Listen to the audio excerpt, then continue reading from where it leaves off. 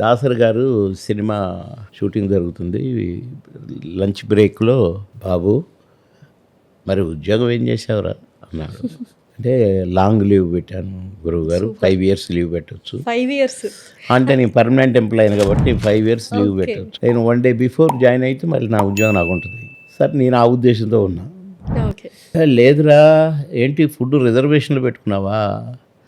అయిపోయావురా, నువ్వు అయిపోయావు. ఇంకా కొందరికి ఇండస్ట్రీ అవసరం, కొందరు ఇండస్ట్రీకి అవసరం. మీరు రెండో కోచ్ చదివిన వాళ్ళు. నువ్వు ఇండస్ట్రీకి అవసరం రా, అయిపోయింది నువ్వు బెస్ట్ కాంప్లిమెంట్ అయి ఉంటుంది జీవితం అని రిజైన్ చేయరా, ఇంకొకటికి ఫుడ్ అన్న దొరుకుద్ది అన్నాడు. కరెక్ట్.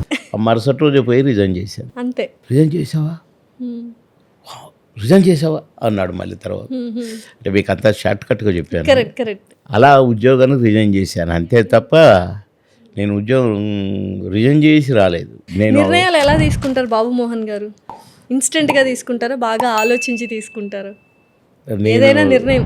నేను ఇది కరెక్ట్ అనుకుంటే అప్పటికప్పుడే 99.9%. అంతే తప్ప ఎవరున్నో అడ్వైజ్ అడిగో ఇట్లా ఎట్లయితే బాగుంటుంది అవన్నీ ఉండవు.